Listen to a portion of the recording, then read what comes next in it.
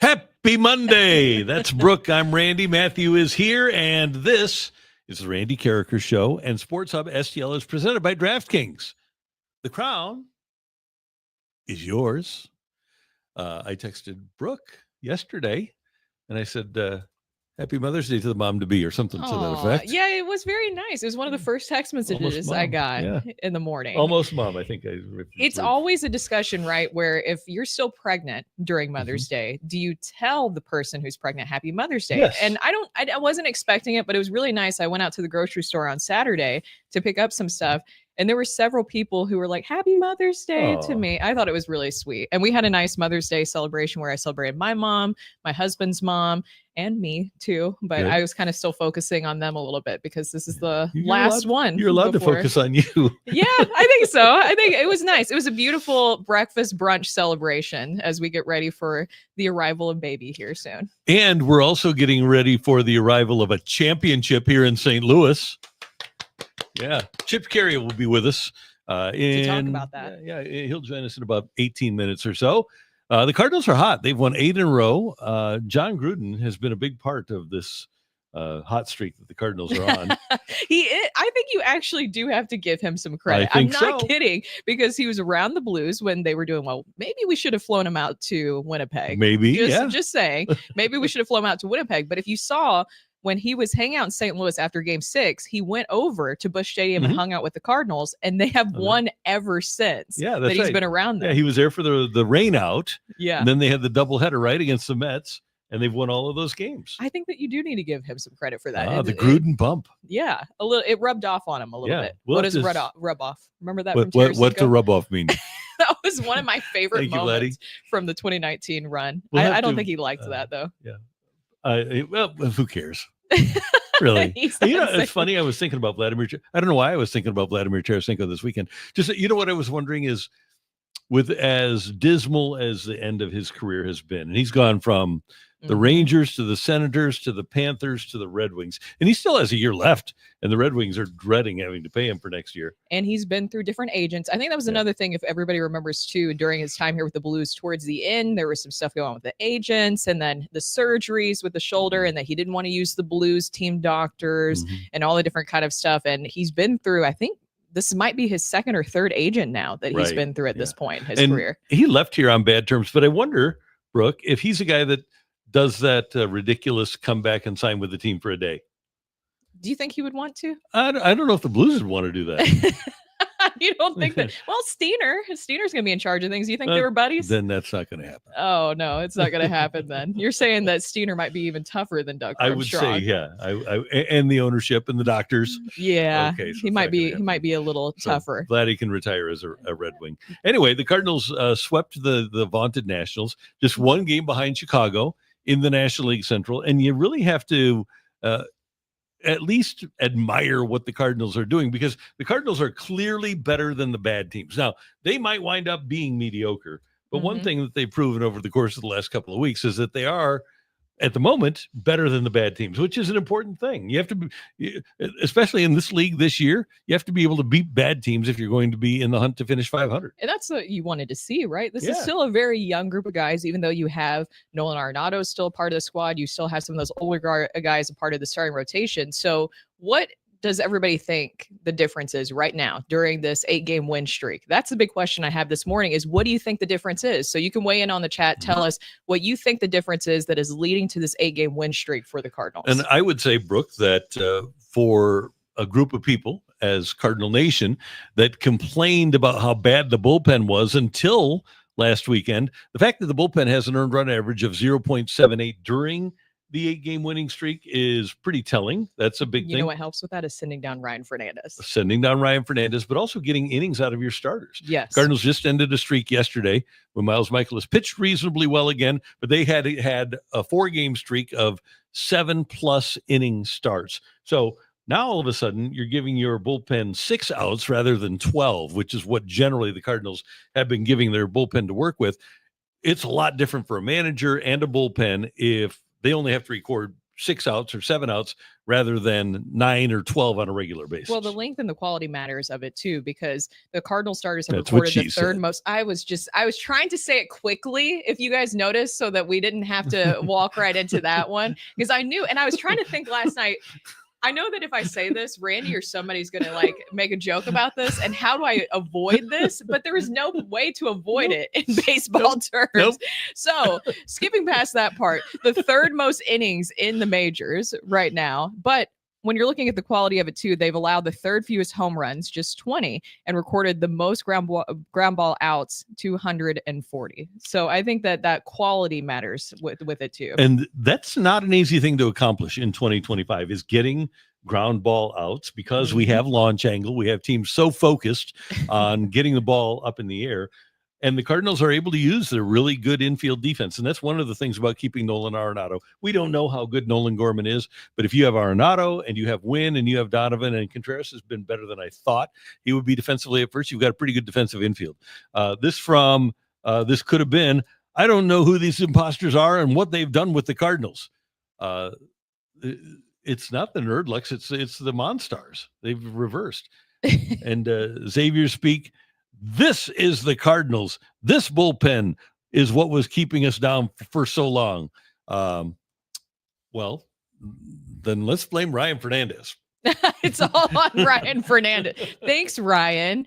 You really got us off to a wonky start to the season. So we're just going to put this all on you. It's always easier. You have to have a fall guy, right? Get yourself a fall guy. Get yourself a fall guy. And I guess it's Ryan Fernandez for that bad start to the season that we saw there, or at least the road. I think the road issues. Jay Reinegade also I was just, the acronyms. Are you hip to the acronyms? I'm hip to the acronym. Yeah, I am. But I like saying "fwill." Oh my gosh, Randy! No frills. Just read this. My son and I were at the Saturday and Sunday games, so you're welcome, Cardinals Nation. The Reinegade bump and the Gruden bump. We'll give you credit for that one too. And this could be Ben. At Jay Renegade, that means you have to get to Philly. Yes. Happy bus ride to Philly. Very happy. We have some people also weighing in. Ellipsis 150 saying Fetty going 9 and Palante going 7 1/3 helps. It does. It really does. Eric Fetty the other night, I was not expecting that on Friday. Were you from Fettuccine Alfredo? He never had in his career thrown a complete game shutout. And I think he said he was like a junior in high school the last time he did that. Mm-hmm. So that was very impressive. And that was the Apple TV game. Yeah, Albert hits $6.99 and $700. Maybe we need more Apple TV games. That might be, so that nobody can see what's going on when the Cardinals are. Did it really happen? Did Fetty really do it if it was on Apple TV? You're saying that it doesn't get great coverage on Apple TV? I think the quality, and this is just me personally, it looks beautiful. Like the Apple TV, it definitely, like quality wise, it's stunning. Mm-hmm. I don't like the headphones that they make Trisha wear. Right. I don't really, I'm not a big fan. I know you're trying to sell a product, but I'm not a big fan of that. They look cool. I wonder why they do that.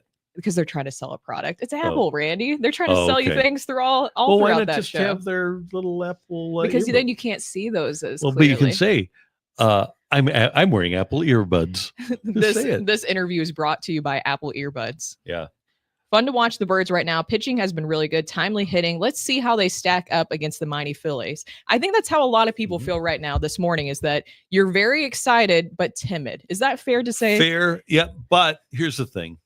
And I don't disagree with the premise at all, because the Phillies are good, but you can only play the team that's on your schedule at that given time. So, well, I agree with you 100%. We do. We have to see how this group performs against Philadelphia.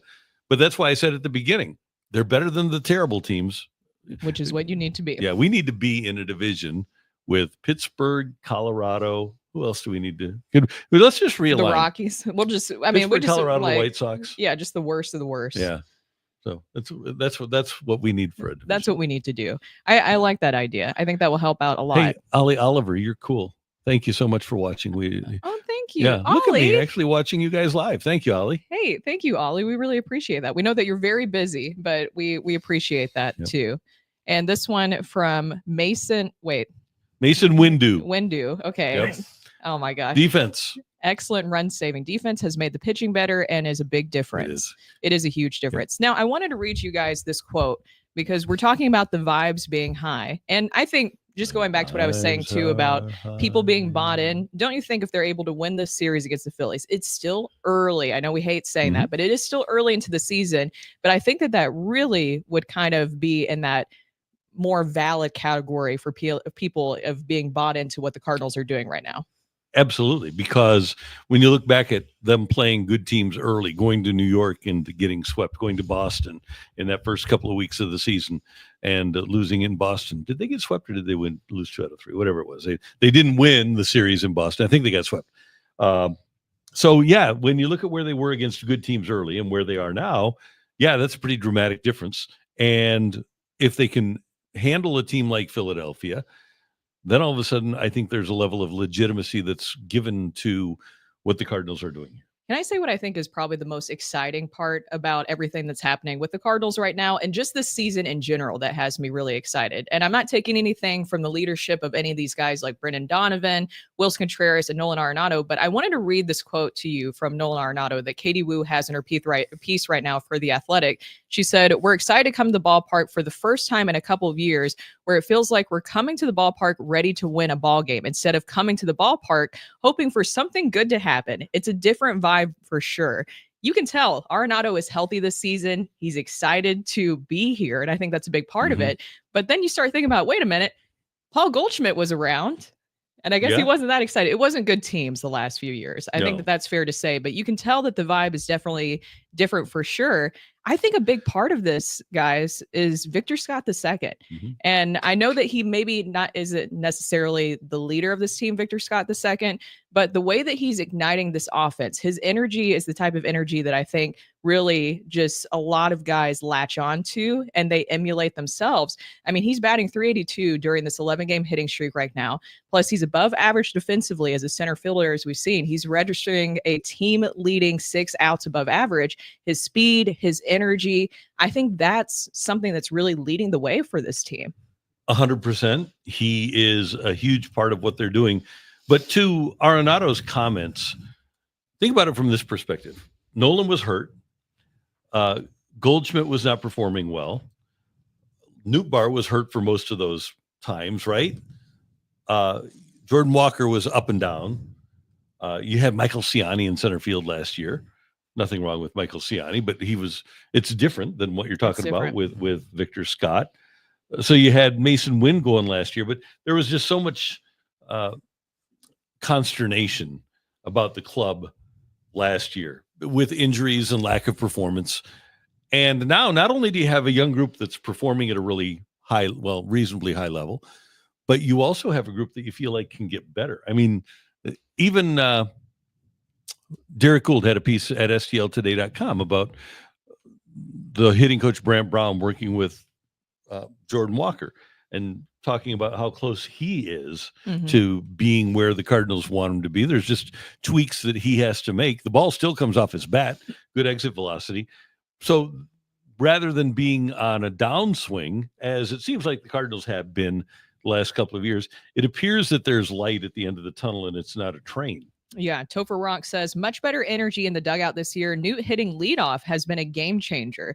Yes. Yeah. Lars Nootbaar, I think, is another guy where we're talking about the energy in this room right now in this clubhouse that you're seeing from these guys. I think Lars Nootbaar is another big part of that. It's a fun young group. So let's extend that a little bit because another Nolan Arenado quote from last year is that the young guys took over the clubhouse, right? Don't you remember that? Yeah, and they brought Matt Carpenter back and they had the old pitchers. They had Lynn and Gibson. Maybe it's a good thing that the young guys have taken over the clubhouse. I think it is. And I think that maybe Nolan Arenado too. Do you think that we talked about him being healthy. He clearly wasn't. And he talked about that after last season, going into this season, that he was struggling last year. We could see that. And you could tell that he was really internalizing a lot of that.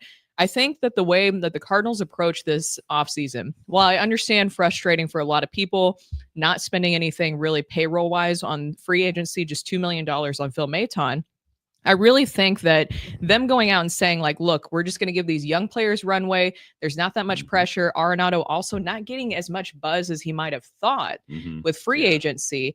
I think that maybe that kind of changed things for him. Do you think it did? Of just kind of putting things in perspective of like, look, this is a prove it season for me too, but there's not as much pressure as there was with when him and Paul Goldschmidt were together. And he had to get healthy, and he's enhanced his bat speed, his swing speed this year, which is obviously helping him.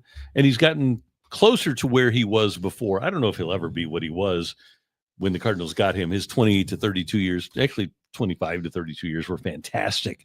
I don't know if he'll ever get back to that, but he appears as if he just feels better now. He took swings last year that made you think he's got to have a bad back, right? You could tell. Yeah, and this year it doesn't seem like he's dealing with that. No. And here's another thing I saw somebody mention too, going back to starting pitching doing well. Keith Adams saying, in my wildest dreams, I never imagined Ollie stretching out his starters like this. No, me either. And I wonder if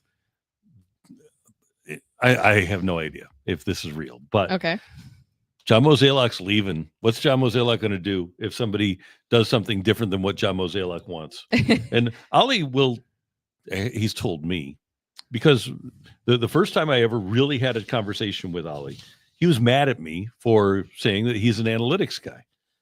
He said, I'm the furthest thing from an analytics guy. He said, I'm as old school gets. I want pitchers to go a long way. He's a Kissel. He likes the Kissel playbook. Yeah. But then I wonder myself, okay, well then why is he taking these guys? Why didn't why is Jordan Montgomery throwing 100 pitches and pitching beautifully, and he takes them out right at 100 pitches? Why is okay, bad memory, earmuffs if you don't like the playoffs. Why is he taking out Jose Quintana after 5 1/3 and allowing one hit? Yeah. So that seemed that's why I said what I did. But maybe he is at heart an analytics guy and wants to go old school and let his pitchers go 7 innings. I agree with your concept and your thought there about not thinking about Ollie as that guy, as the guy who would let his pitchers go 7 innings. Hey, if you're looking for a great lunch spot today, in fact, if you're looking for a great place to eat today, you need to stop by the Fenton Bar and Grill. And here is why. Because Fenton Bar and Grill has the best trashed wings you'll ever have. They're delicious. You see them there on the left. They are sensational. And today, from 5 to 9, dine in. You can get 10 trashed wings for $10. 5 p.m. to 9 p.m. today. You can go and watch Chip Caray and the Cardinals as they take on Philadelphia. It's a 5:45 start. And you can enjoy 10 trash wings for $10 at the Fenton Bar and Grill. Plus, enjoy ice cold domestic bottles of beer for just $2. Fenton Bar and Grill is the dive with a vibe, and they have not only those delicious trash wings, but they have great toasted wrap. They have great wraps and salads, all kinds of great food, and the service is impeccable. You'll be treated so well when you go to the Fenton Bar and Grill. It's only 2 minutes away from the soccer park, easy to get to. Servers are going to treat you like you're special because you are. So whether it's to watch a game, hang out, have a great business lunch, happy hour dinner, or just to try those 10 trash wings for $10 today on Monday from 5 to 9, it's the Fenton Bar and Grill. Say hi to the 2024 Maitre d' of the Year, Chuck. You'll have a great time at the Dive with a Vibe, the Fenton Bar and Grill. Tell them Randy sent you. Okay, we mentioned watching the game on TV on FanDuel Sports with Chip Caray because Chip is standing by right now. There he is. There's our guy. How you doing, brother? Good morning. How are you guys? We're doing well. Great to have you with us. You were talking yesterday during the telecast about your cheesesteak. Did you get there in time on the bus ride to get your cheesesteak, or are you getting that today? No, I had liquid bread for dinner, Randy. It was a sacrament. After an 8-game win streak, you got to do it the right way. But that'll be today at the ballpark. The best cheesesteaks in the city of Philadelphia are in the visiting clubhouse. So I'm going to go down and bother those guys and see if they'll hook us up for the game, because it is a real big treat to do that when we come to Philly. Awesome. Best food spot on the road. So you're talking about in that visiting clubhouse, but is there something when you're on the road, it's always a staple that you have to get other than that cheesesteak?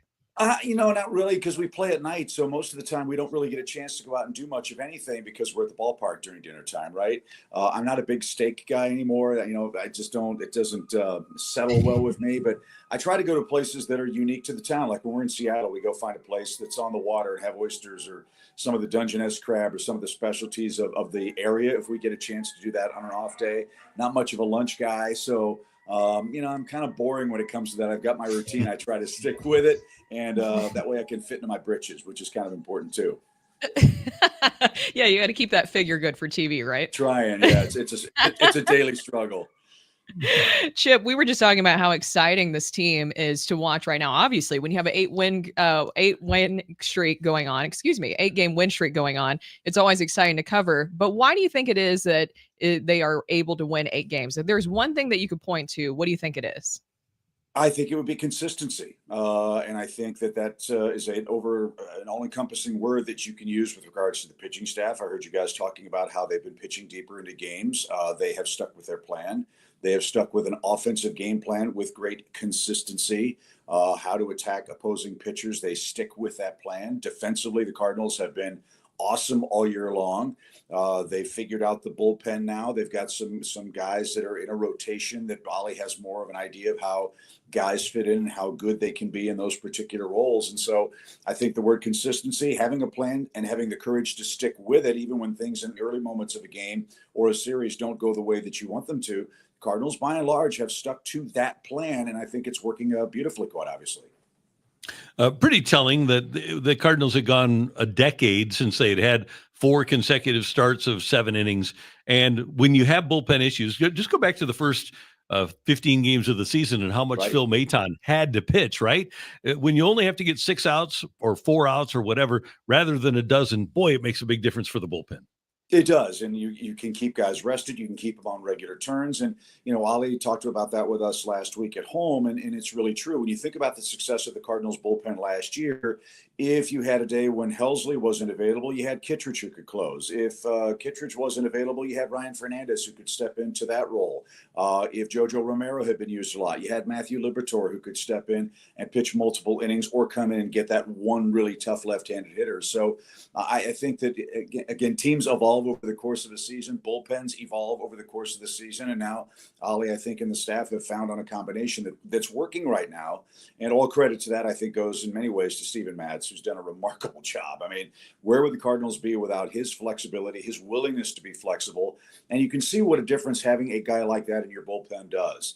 He was able to bridge the gap yesterday, go an inning and 2/3, do it very economically, get the game into the hands of your late inning guys. He didn't throw so many pitches that he's not going to be available in Philadelphia with all the left-handed boppers they have here. And he's going to be a very important piece of the puzzle in this series that the Cardinals are going to extend their streak to 9 and beyond. Looking at Nolan Arenado, and Katie Wu has a great quote from him in The Athletic right now, where he says, "We're excited to come to the ballpark for the first time in a couple of years where it feels like we're coming to the ballpark ready to win a ball game instead of coming to the ballpark hoping for something good to happen. It's a different vibe for sure." So you've been able to see Nolan Arenado closely. What's the difference you see from him this season as compared to the recent years that he's talking about? Well, I think he's been all in all the time. I don't think that's a question, but Nolan Arenado wants to win, right? He's got the money. He's got the platinum gloves. He's probably on a path to Cooperstown. And it's funny, Brooke and Randy, at this stage in players' careers, the one thing that they want to get is a ring. They want to win championships. And that's something that Nolan hasn't been able to do yet. And I think he's incredibly driven to try to accomplish that. I think he loves being in St. Louis. He loves being a Cardinal. He's playing great. He's been terrific in the clubhouse. The guy's a winner, and I'm really proud of the way that he's approached what could have been a very awkward and difficult situation this year for him and for the rest of the team. But to his point, I think there has been a mindset shift with this team. The young guys have always felt, hey, we're good enough to be here. Let's go show the world. We all remember what it was like to be 24 and getting our first big opportunity. Well, these kids are taking that opportunity and seizing it, and I couldn't be prouder of them for how well they're playing, for how they've bought into what Brant Brown is doing, what Dusty Blake is doing, the entire staff is doing. And the best days are still ahead for this Cardinals team, and it's really fun to watch them grow. And that's what this runway season's all about, right? Let's find out who's going to be the cornerstone pieces of what we hope will be the next great Cardinals dynasty. And who knows, maybe that's unfolding before our very eyes right now. Eight games is a very small sample size, but you can see some of those pieces falling into place, and that's really, really rewarding to see. Chip, it's interesting that you mentioned that because you were with the Braves when they brought up Acuna, and they went from a team with a losing record to a team with a winning record to a team that a few years later won a world championship in a different way, obviously, because he's not Ronald Acuna, who is. But is Victor Scott kind of a spark plug type player, a cornerstone type player, you think, for the future here? Could be. Again, small sample size, but if you look at the body of work and look at Randy, how he's changed his entire approach, his entire game from his rookie season to this year, I think you have to say this is a different guy, right? I mean, he looks so much more confident. He's learning on the fly, and he remembers and retains, and he's starting to see the game slow down, and he's starting to understand what teams are trying to do. And I've said it on the air before, when you play with a kind of arrogance, like he showed the other day at home, the infield pinches in, they dare you to bunt, and you beat out that bunt. That's a sign that, okay, now we've got something special, because he's saying my skill set is better than yours, and you're not going to beat me and take away my best asset. I love that kind of arrogance, if you will, in a player. And, Victor is, a throwback to the way that we watched the Cardinals when we were kids 40 years ago, right? Speed at the top, catch everything, create havoc on the base paths, and put the ball in play. And a lot of these guys on the Cardinals team are falling into that, not with the same speed as Victor, but I think that's another overarching theme of this club. It's an exciting brand of baseball because the ball's in play. They're hitting the ball, they're catching the ball, and right now they're pitching the ball, and that's the name of the game.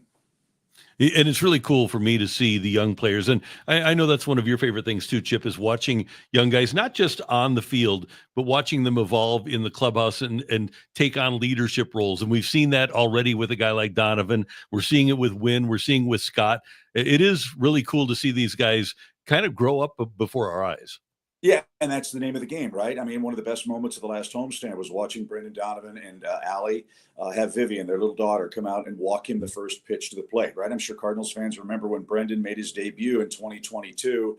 No kids, not even married yet. Now he's becoming a father, and he's becoming an icon with the franchise, and he's becoming a star in his own right. I mean, that's the natural, wonderful progression that we hope that all of these kids go through. But it all comes from a sense that they have to first realize that they belong here, and they have to believe that they belong here. And I think with the play of a lot of these guys, I think those questions are being answered. And then the next logical step, to your point about the Braves, not just get here, stay here, and then star here. And if you get that opportunity and take advantage of it, then away we go, and it'll be a lot of fun. I always appreciate how fun you and Brad make the broadcast when you're talking about just the things that you guys discuss. And there was a potentially scary moment during that homestand recently where Arenado, as we saw, tumbled into that family sitting in the front row. And it was scary at first. When you're seeing something like that unfold, you're hoping for the best. And luckily, the family was completely fine. But what was your thought whenever you were watching that play out?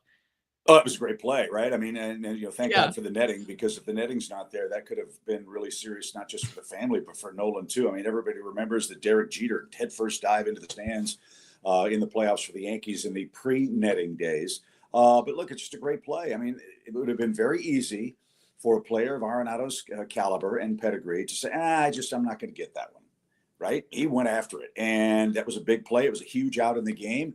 And it went viral, obviously, with the family. The dad was sitting there taking pictures and not rescuing his kid, which was kind of interesting. But, everybody came away unscathed. The little girl got a baseball. And I love what Nolan said to our earlier point about how guys grow up and mature and become more than just baseball players. Nolan said the thing that bothered me the most was that little girl was scared. I scared her. I didn't want to do that. I have a little daughter, too. And when that human side comes out from guys who are as accomplished as he, I think that's a really, really special thing.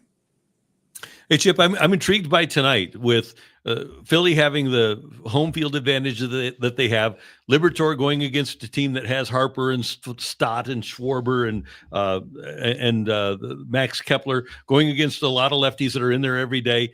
I think this is an interesting benchmark for Matthew Liberatore tonight. What do you think? I think it's going to be a great game. If you look at the numbers, and I was doing some homework before the game today, Liberatore and Sanchez, if you go back on Baseball Reference and look at each guy's last 5 outings, they're almost identical. So almost the same number of innings, same number of strikeouts, same number of hits, same number of home runs. They're both terrific left-handed pitchers. We saw Sanchez dominate the Cardinals back in St. Louis. But I think facing Mackenzie Gore yesterday is going to help St. Louis's offense. Another hard-throwing lefty, a guy with really good stuff that they were able to outlast. And a term that Ollie has used a lot when it comes to the offense against a good pitcher. You have to outstubborn guys like that. You have to resist the urge to chase and go out of the strike zone to beat them. If you can do that, I think you've got as good a chance as anybody. Matthew Liberatore has made tremendous strides to go along with what Arenado said. I look forward to watching this guy pitch. He's a guy that I would pay money to come out to the ballpark and see pitch because he's taking those next steps to being a really, really good major league starting pitcher. And this will be a test for the Cardinals, right? We went to New York. It was a playoff-like atmosphere. We were in all 4 games. We got swept, but that was a great experience for this group. I don't think that they'll be intimidated by what they see in here in Philadelphia, but make no doubt about it, Citizens Bank Ballpark is going to be lit up and ready to go for the Cardinals for these 3 games, and it's going to be a really, really fun environment, and I feel very confident about what Matthew's going to be able to do tonight. Chip, I'm one of those guys who, and you are too, we look at the big picture, and we don't really worry about the standings on May 12th. That being said, Cardinals are only 1 game behind Chicago. If you can stay 1 game out all year long and take that into September, that's a pretty good thing. So you can only be where you are at that point. And if somebody would have said to me before the season started, hey, they'll be 1 game behind the division leaders on May 12th, I would have taken that in a blink. Of course, and considering where they were just a week ago, right? I mean, Yep. it was looking like, uh-oh, here we go. This is going to spiral out of control. The Mets are in town. We're 3-4 games under 500. But the Cardinals, one of those circle the calendar series, they took 2 out of 3, won that doubleheader against New York, then beat the Pirates the next day, and then beat Skeens the day after that. I mean, that's kind of a stretch where it started to percolate for the club, I think. And you don't worry about the standings this time of year, but I'll tell you, being 1 out's better than being 10 out. And yes, we haven't played the Padres. We haven't played the Dodgers. The Cubs have done that a lot. But you play who you play when you play them, and who knows how the schedule and how the injury situation will unfold for both of those clubs when we do meet. So, hey, we're trending in the right direction. It's been a great month so far. Hopefully we can keep it going tonight. Chip, I wanted to ask you about, because we're going to discuss this here in a little bit in the Grim Report, but the Rockies firing their manager, and this comes on the heels of the Pirates firing Derek Shelton. What do you think about that, where these teams where they haven't had much success? It feels like it's not fair to just put it all on the managers when you see these teams at the bottom of the payroll consistently and have been struggling for years. It's not fair. I'll go back to my experience in Atlanta. We were in Pittsburgh, and the Braves decided to fire Freddie Gonzalez, and John Hart was the interim GM. He'd taken over with John Capalella being trained to follow him at the helm, and they made the decision that Freddie Gonzalez wasn't going to be the manager that took the Braves into Truist Park, and they decided that they were going to let him go. So we had John Hart on the broadcast, and my partner at the time, Joe Simpson, asked John Hart a very pointed question. It's one that he really couldn't answer. And the question was, how does firing Freddie Gonzalez change what's happening down there? And he pointed to the field. Mm-hmm. And John Hart couldn't answer that. It didn't. It's a symbolic move. It's eyewash. It doesn't do anything. Fact of the matter is, the Rockies have lost 100 games 2 years in a row. They have had a disastrous free agent signing record. They haven't been able to develop any pitching, and they still sell out into 38,000 people a game. So I don't know if there's incentive for the Rockies to improve their team or not. It doesn't seem like it. And the same with Pittsburgh. They've signed 1 multi-year free agent in the last 7 years. 1. It's ridiculous. Nobody could win with that. Casey Stengel, somebody wrote today, couldn't have won with the Pittsburgh Pirates offensive woes. But that's the name of the game, unfortunately. Somebody's going to pay the price. Seldom is it the players. Seldom is it the people that put the team together. That's unfortunate. But, as they say with GMs, usually you get 1, sometimes you get 2. If you don't, then the axe is going to fall on you. But no question about it, what's happened in Pittsburgh and Colorado is a real mess and something that needs to be fixed. To that point, Chip, I was at Coors Field a couple of weeks ago, and I was paying attention to the jerseys, the Rockies jerseys that people were wearing. It was Helton, it was Arenado, it was Larry Walker. There was a Vinny Castilla. I don't think I saw a single current Rocky jersey being worn by a fan when I was there. And that goes to what you're talking about, right? Yeah, it's a shame, right? You have to have cornerstone guys, and that's what's so fun about our team in St. Louis, right? On a day when Arenado doesn't play, you conceivably could have all of your lineup be homegrown Cardinals. All of them. You could have Herrera, Burleson, Gorman, Wynn, Donovan, Nootbaar, Scott, Walker. You could start Palante, and you could have whoever you want as your DH. You don't see that in baseball anymore. That's a remarkable credit. So when fans say, well, we don't have anybody coming up in the farm system, well, they're already here, and they're learning up here, and they're playing up here. They're using their bullets at the major league level. What's next is, get the pitching going, and that's coming too. So, it's sad what's happened in Colorado. It's a great place. I love their purple uniforms. I really love the green license plate uniforms that they sported a couple of years ago, their first iteration of City Connects. The new ones, I'm not such a fan of because I don't know what I would wear with those. So that's it's quite a look. I'll put it that way. Okay, last thing. Last year we had you on a show when we were on the radio, and you were taking the hot girl walk and visiting all the sites in Philly. Yeah. Are you going to do that again? Will you get out and see all the stuff? Yeah, probably tomorrow. Today's a work day. Tomorrow I'll get out there, go by the Rocky statue. I think Mr. Sweeney, Miss Wu, maybe Mr. Horton will join me. We walk by the art museum and all the stuff down there. We walk along the Boathouse Road down on the Schuylkill River and walk a couple miles and then walk back. So that's the plan, at least as of now. But that could change depending on events that take place after the game tonight. All right. Because you're in Philadelphia, love you, brother. Yeah, exactly. I got it. That's good. Thanks for coming on, man. We appreciate it. Anytime. See you guys soon. All right, Chip, take care. Thank you very much. That's our buddy Chip Caray joining us from Philly, where the Cardinals take on the Phils tonight, 5:45 on FanDuel Midwest. Pac-Man shirt for Chip Caray is always great hearing from him. And there's a lot of positives right now with the Cardinals, as he was talking about. VS2, I like what you said with him being a spark plug. I think that's the perfect description for VS2 and what he's able to do for this team right now. And that's what I'm saying is, like, during this 11-game hit streak, you're able to see what he's able to do offensively, the growth that he has made since just last season.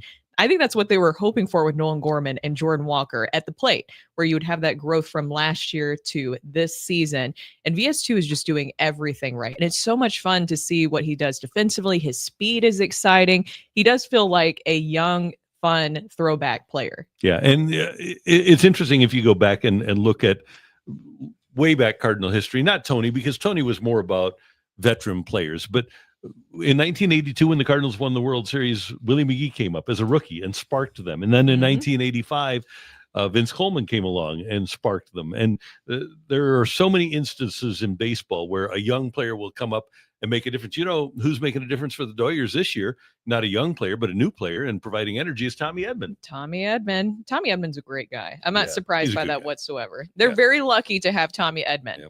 Very, very lucky. They are. We are lucky here to have Sports Hub STL's support of Hot Shots. And Sports Hub STL postgame shows are brought to you in part by Hot Shots, who invite you to come out to their St. Charles location on Sunday, June 1st, to celebrate the 35th anniversary of Hot Shots. The fun starts at noon. There's a parking lot party featuring the Budweiser Clydesdales. Prizes are going to be given away all day. There's a darts tournament at noon, a bags tournament at 2, plus a chance to win Hot Shots tacos for a year. All you have to do is win the taco eating contest. Pretty cool. Congratulations to Hot Shots on 35 years. Hot Shots, St. Louis home for all the games all the time since 1990. Don't forget, as you see there, you can see Rizzuto and Rafe from 105.7 The Point at the special day on June 1st. We're going to have celeb bartenders from St. Louis City SC. You can meet Louie and Bushwhacker. There's all kinds of cool stuff happening. Prizes all day. Come on out and join us June 1st at Hot Shots, St. Louis home for all the games all the time since 1990. Find yours at hotshotsnet.com. Before we get into Grim Report, if this is okay, I wanted to circle back to when we were talking about Ollie letting these guys go deeper into games. I saw this tweet yesterday from Randy Johnson. Yes, that Randy Johnson. The big unit? Yes. And he said, question for all of you baseball experts out there. Why is it that the hitter's advantage to see a pitcher let me just start over again. Okay. Question for all you baseball experts out there. Why is it the hitter's advantage to see a pitcher for the third time and not the pitcher's advantage to see a hitter for the third time? Very good question from Randy Johnson. I would say because there are a limited number of pitches that most pitchers have, and not everybody is Randy Johnson and stays at the same strength the entire game. Most pitchers will start here in the first inning, and then slowly but surely they'll drop off. Their physical stamina doesn't allow them to throw 98 in the 8th inning at the age of 38. So, I think that's why. I don't even know why you need winking there. There's nothing nefarious going on. Oh, well, I always thought it was so typical, Brooke, that 38-year-old pitchers started throwing harder. Isn't that you get better with age? So I thought that also applied, that applied to baseball and other sports, right? Yeah. Yeah, exactly.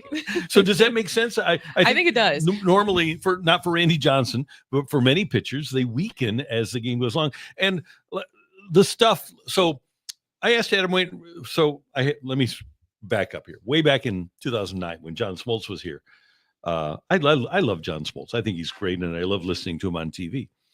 And he talked about how he would throw some of his pitches early in the game, but he didn't let the hitters see everything that he had. Mm-hmm. But then I asked Adam Wainwright about that, and he said, yeah, if I have a chance to get somebody out with a particular pitch, I'm going to throw that pitch. I don't care if the hitter has seen it before. But if a hitter has seen everything that you have and everything that's working for you on a particular day, so you can't command your fastball in the zone. So you either have to throw it right down the middle or you have to throw him a breaking ball. You just wait for the fastball right down the middle. So Randy Johnson, somebody mentioned that because to your point, things are changing, and this one had a lot of likes, and he responded to it. Somebody said most pitchers only have 2 to 3 effective pitches. Pitchers also have days where one pitch works better than others. Hitters get a few chances to adapt. In short, pitching is much harder to be good at than hitting. And Randy Johnson said, so if a pitcher just made me look foolish at my second at bat, chances are better I will be right on him at my third at bat because he only has 2 to 3 effective pitches. Well, especially with video, mm-hmm. when you know what video makes a difference. When you know what he's been utilizing to get you out, yeah, it makes a difference. Yeah, we have a question too from. This could be Ben, or wait, no, I saw the question just a second ago about who is, Ellipsis 150. Here you go. Here's my question. I would like you guys to debate. Who is the best pitcher ever? There's 1,000 different ways this question can go. Ooh. Best pitcher Randy Johnson ever? Could be in that conversation. Sandy Koufax is another one that comes to mind. Bob Gibson has to be up there. I think is a very fair assumption. So, and I would put Clemens in that boat too. I think if I were to pick one, and again, the game changed so much between Walter Johnson and Cy Young and moving through to Whitey Ford and Gibby. But the one guy who seemed to have the different abilities to pitch in every era would have been Greg Maddux. That's a good one. Yeah, he has to be up there. Because he incredible control, incredible mind, and he incredible durability for a little guy. He didn't throw 100 miles an hour. He could get to 94 when he needed to. But he appeared to me to be the sort of guy that could pitch Greg Maddux in every era. I mean, Randy Johnson destroyed a bird, though. He did. So that was impressive. Yeah. But seriously, I think Bob Gibson has to be up there because if they have to change the rules for you, then that puts you in that elite category of being one of the best. Right. And just so darn competitive. And that's another thing that the great ones share is the innate competitiveness. But I don't think anybody was ever more competitive than Gibby. No. What was the quote that he said about that he would be so tense that he would pee blood? Yeah. Was that what that? Yeah. I can't remember when he said that specifically, or was he just describing his intensity out there on the mound? I think so. Yeah. Well, he would when Bill White was his best friend on the team. Bill White gets traded to Philadelphia, and he says, "Now I got to hit you." And Bill White laughed, not thinking that he would. And then the first time White faced him, Gibson hit him. Oh my gosh! So, yeah. But you could do that back in the day. You can't do that now. Cards fan 81 says another great question: who would be in your all-time starting 5? His would be Gibson, Nolan Ryan, Randy Johnson, Koufax, and Greg Maddux. That would be a pretty deadly starting 5. It would. I think I'm going to put Steve Carlton in mine. I'm going to be a homer, Homer. I'm going to go Carlton and Gibson and Maddux. I want to have. Is it really homer when you know that era of Cardinals history? Yeah. I mean, there's so many greats that have been through the Cardinals organization. Boy, that's tough. Walter Johnson was just so dominant in his era. I think I'm going to go with Walter Johnson. And then because I want to have 2 lefties, I'll go with the big unit. Okay. So my lefties are Carlton and Randy Johnson, Walter Johnson, Randy. Oh, I got W Johnson and R Johnson. I've got 2 of them. Gibson and Maddux. Okay, try to beat me. At a closer. Bruce Sutter. Wow, you got the entirety. Yeah. Mariano Rivera's right there. And you're taking Bruce Sutter was Bruce Sutter. the most dominant closer that I've Holy ever seen crap. on a regular basis. But when Bruce Sutter came in, and not that Rivera wasn't, but I like Sutter better. But when Sutter came into the game was over. Some people are bringing up Pedro too. Pedro was awesome. Yes, that's another good one. There's so many though. That's Right. the thing is like also the era. If we're talking about you were able to insert those guys in modern day baseball, does it Yeah. change in any way? Well, like for some guys, like Ron Guidry. Ron Guidry was Louisiana Lightning. It was like 5'11" and 160. He could pitch today with no problem at all. You look at some of the like Max Scherzer. Max Scherzer could have pitched in any era. Same with Verlander in his prime. Roy Halladay in his prime could have pitched. Carpenter, the peak Chris Carpenter could have pitched Oh my in God. any era. Satchel Paige is another one that we keep Mhm. getting. Yep, that's another great call. There are so many great ones over the history of the game. Cy Young, we haven't mentioned Cy We Young. haven't- yeah, 511 wins. We haven't even gotten to that one. Yeah. yet. There's just so many. Yeah, he's a middle reliever on our team. Oh wow. Yeah. Sorry, Cy Young. You're gonna be just a middle reliever. Yeah. So now if we go with a 6-man rotation here, Oh yes. not We're doing like in that. Japan right now. yeah. They like Ah, their 6-man rotations over there. I don't want to miss anybody, you know? See, the problem here, No. Randy, is you're building a rotation, and that fifth starter is going to be unholy pissed off when the playoffs roll around. Oh, And now he's a bullpen. He's Who in the you- bullpen. Which one of those guys are you going to be in a small room with without a bodyguard and telling them, hey, you're not a starter for the playoffs? That's the smallest true. one. That is really the smallest one. I'm just saying, this is what you got to think when you build these things. You got to think about Who's how your is this number team one? going to work Yeah, in the like, room. who's the Oh, guy? yeah, that's the other thing. like, Who's who's your getting the number day one one? start? yeah, Gibson's get started in game one. You think Randy Johnson's going to be okay with that? I saw Randy Johnson act as a closer in the World Series. That's a good point. That's a good point. So there's a lot of ways I can go here. Boy, this is It's an fun. interesting Ellipsis debate. is Yeah. really mad that we haven't mentioned Will White, who had a 1.99 Yeah, Will ERA White and was- 680 innings pitched in a single Yeah. season. Yeah, Will White was great. Oh, man. Would they beat Warren the Spahn, Dodgers? another lefty. Would they beat the Dodgers? No. A lot of Satchel Paige. You on don't the think they chat. would beat this version of the Dodgers? Oh yeah, they would. Randy? Okay. Just, A lot of Satchel Paige. Satchel on the Paige chat, is- yeah. It's a lot of Satchel Paige. Yes. I'm pretty happy with my group. I like it. Treehouse says Tom Seaver. Ohtani. Yeah, there you go. Tom Seaver underrated historically. I don't think I'm missing anybody though. Now we're doing hitters. Oh goodness. Oh man. This is the time where I'm going to pitch a new segment. Okay. What I is was it? thinking about this yesterday, and I like right now my idea is like something along the lines of like Sports 102 or something like that, and it's essentially it's a debate segment where we get into these debates that we always have that kind of like always enter regular debates. Like, do you hold it against a player if he played for a really good franchise his entire career? Like, do you edit his numbers in your mind a little bit? Like, a guy who gets 10,000 yards with a really good offensive line Mhm. isn't as good as a guy who got 9,000 with a trash line. Just ask like- Torrey Holt. I feel like he's been held back because of everything of how it feels like they Playing And with my tried point to. is, Yeah. these kind of debates that we get into, that no matter what the debate is, these questions enter at different times Mhm. of the debate. And I want to do like a segment where we end these discussions and we decide for once and for all whether or not, like, how do you, like, a big thing for me has always been, like, 30 years from now, it's going to be different, I know. But how should we, like, do we grade the 90s Cowboys? The fact that the Mhm. numbers for Aikman and Irvin are so different from every other Hall of Famer because they have Emmitt Smith.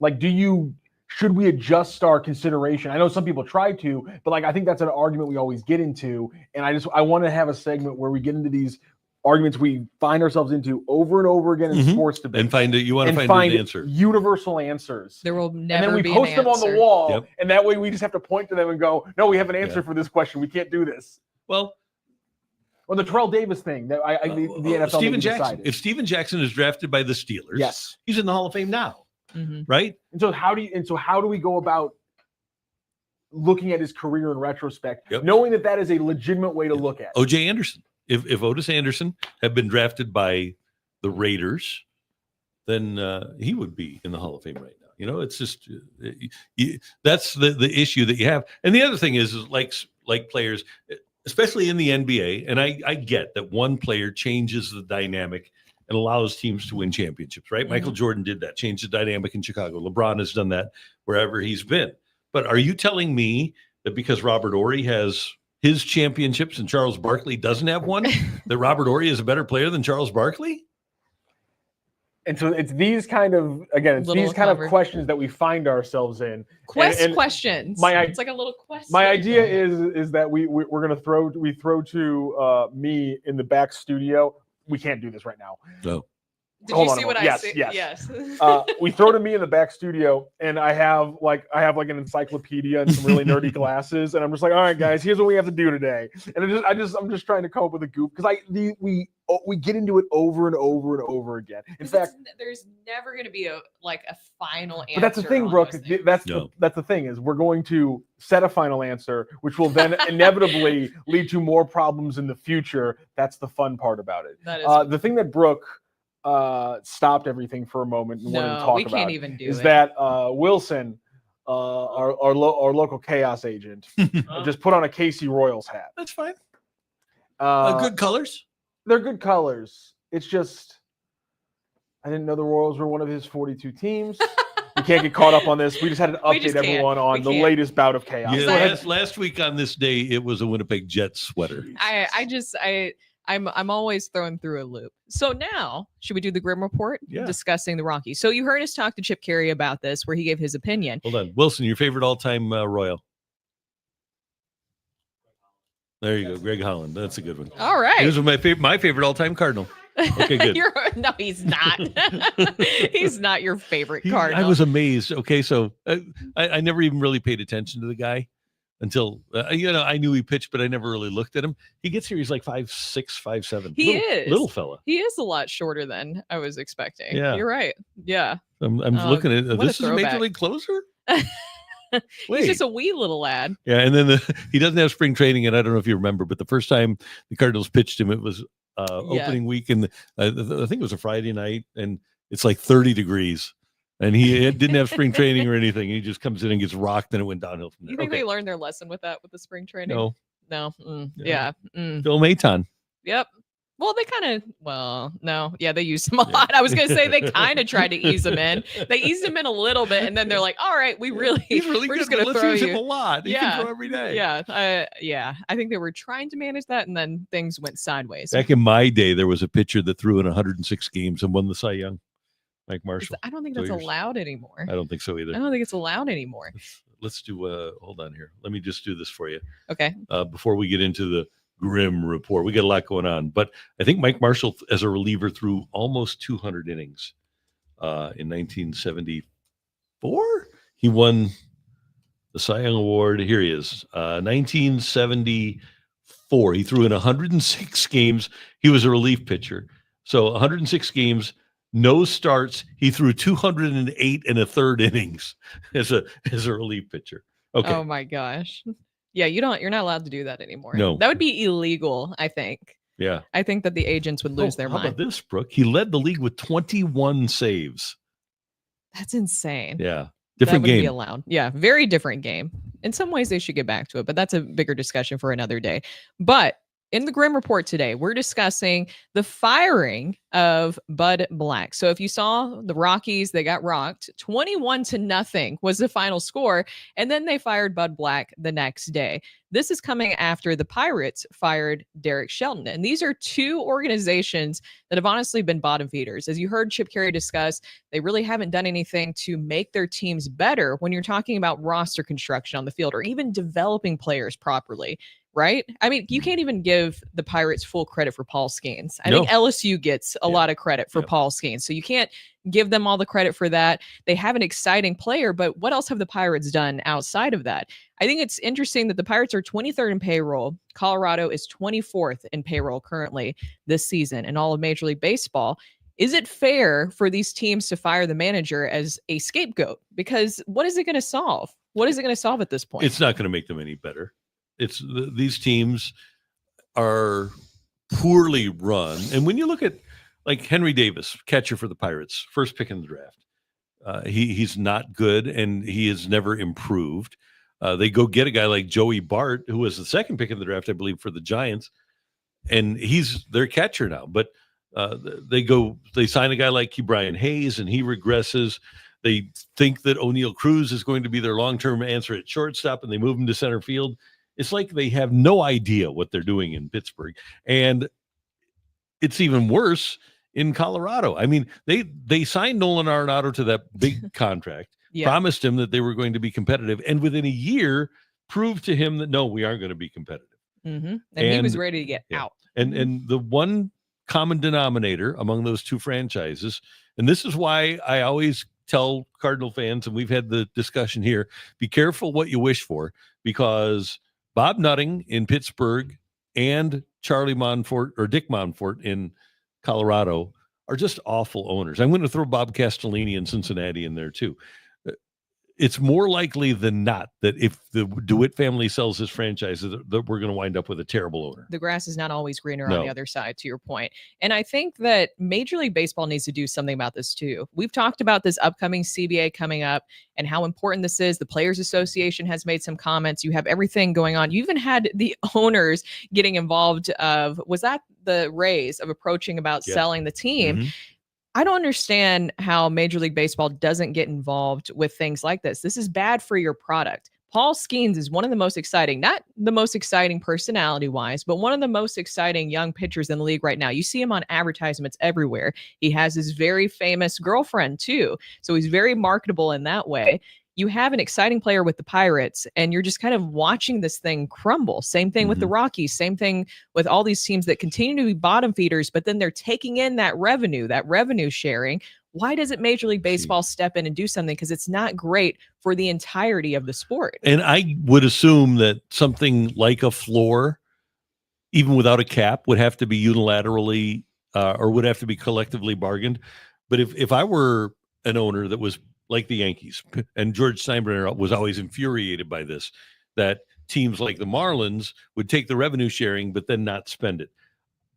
I have to think that if Major League Baseball said to the players, look, we've got guys that are screwing us over, we're going to implement a floor so that if you're receiving revenue sharing, you have to spend the money on payroll. There should be a minimum payroll. Now, what those owners are saying, the people like Monfort and Bob Nutting, is, well, no, we're using that money in our system. Well, it's not working.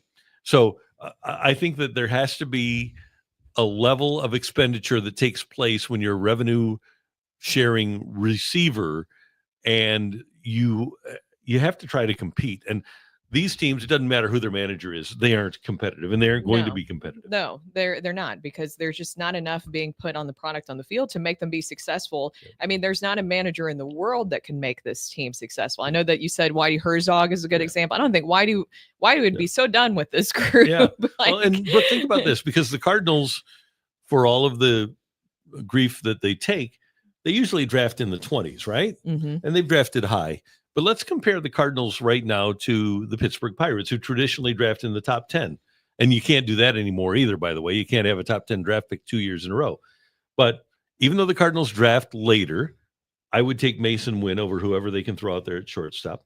I would take Brendan Donovan over whoever they can throw out there at second base. I would take Victor Scott II over anybody, O'Neal Cruz included, that they would throw out there in center field. I'd take Newt Barr over whomever they have in left.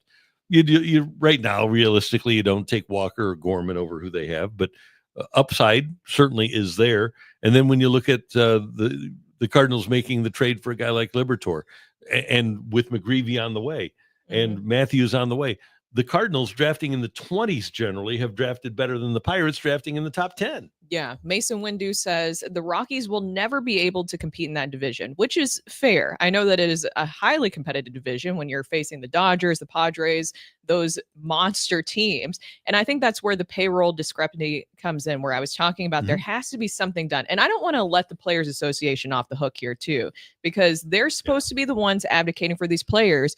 Don't you think these players are frustrated too, that they have their own career goals and aspirations? And I know a lot of these guys, you might think, okay, yeah, they're getting paid at the end of the day. You had the statistic before that you've used where it's only a certain amount of players that are making like really the bulk majority. Yeah, I think 5% of the players are making 80% of the money. So a lot of those guys need the proper representation. Right. And if they want to be able to advance their career, make it as long as possible, be able to get more money, they need better representation. So I don't want to let the Players Association off the hook. And that's where I think a salary floor and cap can get rid of a lot of this stuff. Because if you're talking about continuing to stay relevant in this day and age of short attention spans and where people, of course, NFL is king, I think you need to make sure that all these teams are doing what they're supposed to be doing when it comes to spending and at least trying to put out a competitive product out there. But I think if you're going to do that, Brooke, you have to defang Scott Boras, because Boras is the de facto head of the union. And he's the guy that represents most of those 5% that are making 80% of the money. And he doesn't want to affect his pocketbook by putting a salary cap in place, even though players, and we've had the numbers here before, theoretically should make a lot more money because there's only a couple of guys, and they're two Boras guys, Soto and Ohtani, that are making more than most high-paid NFL quarterbacks or high-paid NBA guys. Yeah, I don't know. It's just something that has to be fixed, and I'm just worried about how this upcoming work stoppage is going to affect things. I'll tell you what, if I were the Colorado Rockies after this season, I would bring John Mozeliak home. And he knows how to find pitchers that can pitch in that ballpark. You need the Pedro Estacio, the Jose Jimenez, a really hard sinker guy. And you need, and the Cardinals, as we mentioned, have drafted well. There's a certain type of pitcher that you need, even though you have the humidor in Colorado now. There's a certain type of pitcher that you need to be able to succeed at a high level if you're ever going to succeed. When they won, when they went to the World Series, they had a group of those kind of guys. When they went to the wild card in the early part of their existence, when Mo was there was a certain type of pitcher that they had, and they haven't been able to figure it out. So if I'm Dick Monfort and I'm truly competitive, and I don't know if he is, but what I would do, because Mo is from Colorado, and went to the University of Colorado, I would Boulder guy. Yep, I would put him in charge of my baseball operations to put a group in place that could acquire the kind of players necessary to win at Coors Field. And one of the things that I've always thought about Colorado, it's not the number of pitchers, it's the number of pitches, because in that altitude, there's a finite number of pitches that you can throw. So you really need 15 guys rather than, or it used to be 15 rather than 10. Now you need 20 rather than 13. I will say the first time I went to Colorado, it was actually during the Blues Stanley Cup run. Was that 21 when they played Colorado in the first round? Yeah. So it was either 21 or 22 when I went. The altitude does make a huge difference. It like knocked I was like, I'll be fine. I was like really fit at the time too, not pregnant, and very fit at the time. And I was like, I'll be fine. It makes a huge difference. Can you imagine playing in that? I couldn't. No, I know that eventually, you get accustomed to it and your body adjusts. But man, I remember Hannah Yates, who does stuff for the Braves now and for the Canes. And her and I went on a hike, and she also runs all the time. And we decided to go on a hike together. And I was like, okay, I don't want to like embarrass myself in front of Hannah. She's very fit. I want her to think I'm like fit and cool too, and that I can keep up. Finally, we looked at each other and we were like, are you like struggling too? Because I'm really struggling. And we both got altitude Did your sickness. lungs bother you? Oh, I got altitude sickness. Oh man. Yeah, it was not good. Yeah. Yeah. Remember Steven Jackson used to get a hyperbaric chamber that he had in his house. Yeah. So that, and he would sleep in it every night the week before the Rams would go to Denver. Didn't Michael Jackson do that too? Yeah, he did. Yeah, it worked out really well for him. Not to go to Denver. Well, he had other things going on. Oh, yeah. There was other things that were going on with that chamber. Oh yeah, right. There were. Yeah. No. Come on. It always goes back to death or food. That's it. That's the two things the on the Randy Karraker show: death or food. Death or food. That's right. Here's the one thing about Michael. So no. For those I didn't need to start this. For those that have difficulty sleeping, if you've ever had a minor surgery, the best nap you'll ever have is through propofol. And Michael had trouble sleeping, and he had hired this doctor to give him naps with propofol. And the doctor went a little bit overboard and gave him like the longest nap you could ever have. A little bit, clearly. Yeah. But here's the thing. Until then, though, the naps were terrific. Until then, the naps were. Yeah. Let's talk about Liberatore on the mound tonight. Liberatore going against four lefties. So you and I would think that they'll. Schwarber's going to play. Harper's going to play. Stott's going to play, and you think Kepler's going to play. And I'm really interested in seeing how Liberatore performs in a hostile environment, because their fans now treat every game like it's a postseason game. They have a lot of fun. They're loud. It's an intense atmosphere.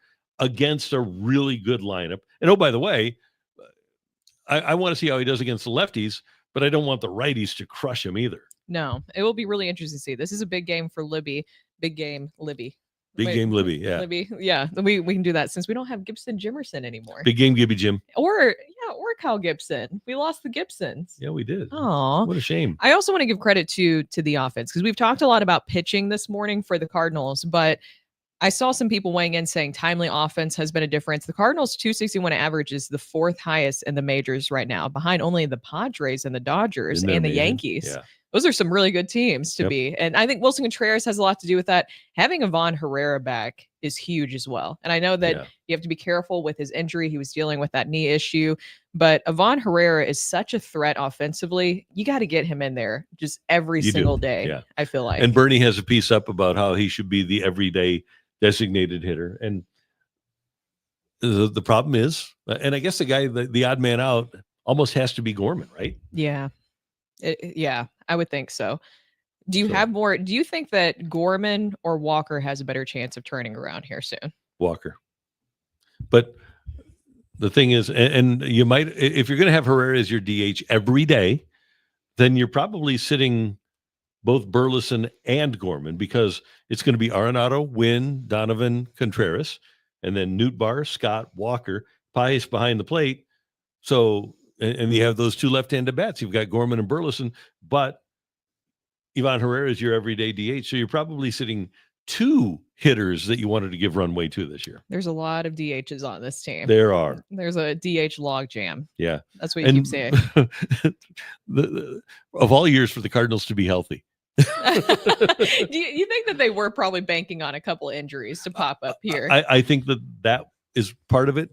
I think Arenado moving on was another part of it. Really planned on, and at least at the outset of the season, they were disappointed that they weren't able to move Arenado. They were. Well, I mean, they made it pretty clear that was the goal, was to move him. So already 1, 2, and 3. Yeah, and they didn't get that to happen. Right. So that would have at least solved one of the problems. But I think the other thing is 2 things. Number one, they thought that Herrera would improve a little bit. He went to driveline, and I don't think they anticipated. And I don't think they anticipated Pozo. Pozo's pretty good. No, that was kind of the same thing with Pages, though. Last season, is they weren't exactly expecting Pages to be a catcher for you. Right. I thought that he would be kind of more of a short-term thing, and then you could see the pitchers were very comfortable with him, and it made a huge difference. I think the Cardinals have been fooled on multiple, in a good way, fooled on multiple occasions. I know for a fact that some coaches and maybe the skipper like Ciani better than Scott at the beginning of spring training. They thought that Ciani was going to be their center fielder. Ciani is very close with a lot of the guys in the clubhouse. So I think that had a lot to do with it. As we know, Ciani was Ollie's guy, but I'm glad that they just let Victor Scott II. I mean, he was doing everything right. To pull him away or even limit his time in center field just because you like Michael Ciani was the wrong thing to do. Yeah. That would have been the wrong thing to do. And it was even confusing to me when Ciani was still there at the beginning, because I'm like, we're not going to do this. We're going to have Walker be, a late defensive replacement where you can put Ciani in, or you just have Ciani being that guy in the background waiting for VS2 to screw up one game and then you send him back down in the minors. I'm glad that they stuck with VS2 because he's done every single thing right. Yeah, it would have been a huge mistake. The other thing that, and I'll give them credit for this, because I think all of us thought, okay, in his first full season, Alec Burleson, he just kind of wore down at the end of last season. That's what we were thinking. And the Cardinals, I think, were thinking, maybe he's not everything he was before the All-Star break. And that might be right. Now, he's still, 662 OPS. He's hitting 261. But he only has the 2 home runs, only has 11 RBIs. I wonder if they look at him as more of a bench guy than an everyday player. I kind of think that's the case right now, that they had that feeling about Burleson after the break last year, and I think they might be right about it. At least the way they're treating it is that they are right about it. McGill Design says Barrero, if he can hit, is more valuable than Ciani. Can play multiple positions and the outfield. And neither of them can hit. So don't worry about that. So don't worry about that. Yeah. This was an interesting question too earlier from McGill Design that says, Does the great starting pitching have anything to do with removing Contreras from behind the plate? Do catchers like Pages have more game prep than maybe Contreras? Just asking. So kind of a throwback to when Contreras was behind the scenes. I mean, it was very clear that there was a disconnect between Wilson Contreras and the pitchers when he first came here to St. Louis. That's why after 30 games, they tried to remove him from being their catcher, because then you had all that stuff with Jack Flaherty and the quotes and all that. There was a lot of tension that came to the forefront there. Him being at first base is not a loss for this team, clearly, because his bat is huge. And now you're able to keep him more healthy at first base, and you're also able to get him into the lineup more consistently instead of splitting his time if he was a catcher with Pages still, or now even Pozo in the conversation. And the other part of this is that Pages does interact better with all of the pitchers. They all love throwing to him than either Herrera or Wilson Contreras. Well, you even heard when we had Benji on the other day, he can even noted the difference that he's seen with Pages behind plate. And the pitchers, I know that a lot of people say, well, that's kind of bratty of the pitchers that they pick the catchers. But at the end of the day, we all know that the pitchers, especially starting pitchers, they have their quirks and they have their things. If they feel more comfortable with a guy behind the plate, they'll pitch better. And it's interesting in talking to guys that pitched at the major league level and watched Contreras behind the plate intently, they say he just can't call a game. That wasn't a secret, though. No, the Cubs even knew that. Yeah. They did, but that gets frustrating for a pitcher. And now, especially because you have the pitch clock, you don't have the ability to work through the mistakes that he might be making. So all of a sudden, you have to throw a pitch that you're not really committed to, and it makes you a worse pitcher. It does, because same thing we've talked about with hitters, where the worst thing you could do is think too much at the plate. You don't want to think too much on the mound. If you're having to shake off a bunch of stuff from a catcher, then you're overthinking. There's too much going on. You can't just focus on what you need to do, which is execute pitches at the end of the day. Let's Turn 2 says, I'm running Walker out there every day before Burleson. I think we've seen Alex ceiling. We still don't know with Walker. It's only a quarter of the quarter mark of on the runway season. Interesting piece, again, by Derek Gould about Walker. And he was working when he wasn't in the lineup on Saturday in Washington, working with Brant Brown. And I thought the quote from Brown was really, really interesting. Because he said, Walker is really, really, really close. He threw a third really in there and said that Walker is close. I'm interested to see how all this works out. Yeah, this season to me was seeing what you could get out of Jordan Walker and Nolan Gorman with as much playing time as possible. And it's been a struggle, but that's the purpose of this season still. Even with this 8-game win streak and our expectations now up, I still want to know what you have with Gorman and Walker. When do I give up on it? When do I give up on this? Because I know we talked to Bernie about this the other day of like maybe June-ish if they're still both struggling at the plate. Yep. But when do I just wanted to see them play as much as possible this season, even with the struggles. I understand that you're balancing winning at the same time too, especially the way that they're playing right now. But when do you give up on? It's bad. Okay, but they're saying he's close. But they're not saying that about Gorman. No, they are not. It's interesting. But with Walker, so he's hitting 186. If he gets to 196 and you can get a starting pitcher, get a Bobby Miller from the Dodgers, would it bother you to have Jordan Walker become a superstar in LA for the next 15 years? Of course. It will always bother me. It always bothers me. Yeah. And I think it will bother a lot of fans too. But getting Bobby Miller, there's a lot of fans also that can't wait to see him gone. Now, I think fans, maybe this is just me reading into it much, are more. They've given up more on Gorman than they have Walker. I think so, and I think right now that the Cardinal organization has done a massive disservice to Jordan Walker. To me, this is really kind of his rookie year. And by the way, 22 years old. It should be his first year out of college, right? 20, 21, 22, 23. So he was drafted in 20, which was a senior year of high school, 21, 22, 23, 24. So this would be his first year out of college had he gone to Duke for 4 years. So 20, he doesn't get to play, COVID. 21, limited season. 22 is, that's when they made the trade, right? And they moved him to Harrison Bader. Right, yeah. And they moved him to right field, let him play 60 games in right field or something like that. Had never played in the outfield before. Never played in the outfield. 23. He's got less than 60 games at the major league level. You tell him he's going to be your right fielder. You say you talk all the stuff we know about adversity. Faces adversity, send him down, up and down, up and down. Last year, you decide, oh, you know what? He's going to start the season with us. Then you decide, well, no, we really don't like the way he swings the bat. We've seen him in our little camp in 20 and 21 and 22 and 23. Now in 24, we decide, yeah, we really don't like the way he swings the bat. So you send him down again for most of the season. This is, by the way, after he had a great stretch run in 2023. And so he spends most of last year in the minors. And then this year is this year. And it's almost like the quarterback who has like 5 different offensive coordinators in his first 5 years. Yeah. You know, I think that they've done a massive disservice to Jordan Walker. I think that's a really good comparison because we see that all the time where you see a young quarterback get drafted in an organization that cannot get it right. Mm-hmm. And they just keep having guys change roles over and over again. How can anybody flourish in that situation when you have different voices? He had to deal with different hitting coaches over the years with different philosophies. Clearly, there's been different philosophies. We're already seeing with the offense this season that Brant Brown is getting a lot more out of these guys than we saw in recent years. So a lot of different philosophies and voices that he's had to listen to. And as you mentioned, too, just dealing with the adversity, being 19, 20 at the time and saying we're sticking with you and then sending him back down. What does that do to a young player mentally? Right. No doubt. And let me throw out one other thing. I heard an interview with Gary LaRocque a few years ago asking why the Cardinals, when he was at Springfield, why the Cardinals wouldn't move Walker off of his position then. We said, and he said, this is Gary LaRocque, the former Cardinal minor league director. He said, well, we don't want him having to think about his offense while he's out there playing defense. And then what do?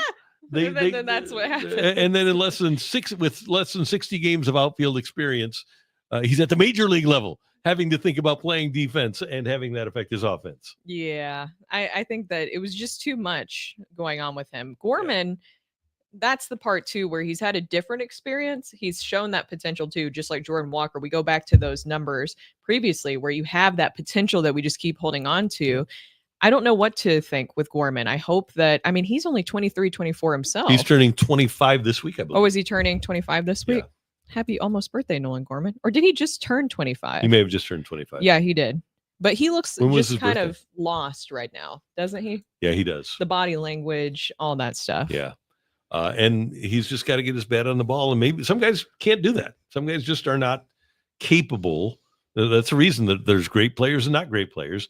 And even when he hit the 27 home runs, he struck out 30% of the time. I thought that he'd be able to fix that, and clearly that has not occurred to this point. Birthday, May 10th, 2 days ago. He turned 25. I thought I saw that the Cardinals tweeted out a happy birthday for him.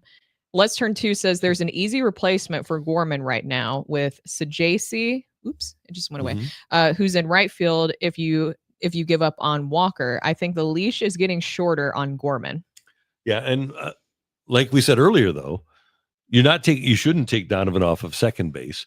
You have a lineup here, right? So Sajasi, to me, right now, even with Gorman not playing, even with Burleson not playing, Sajasi is still a bench player here. That's the way I'm looking at it.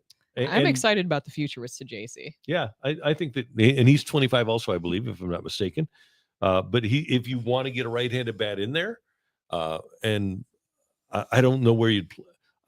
I think Brendan Donovan is so dramatically better defensively than Sajasi. I think I'd want to have Donovan at second.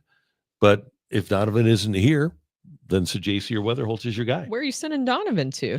Well, if he gets to free agency, or if he gets close to free agency. He just had arbitration recently. Yeah. And by the way, he loves St. Louis. I would hope that the Cardinals can, any issues that they had over anger and angst with arbitration, I hope that can be taken care of, because he's a St. Louis. He's not just a Cardinal.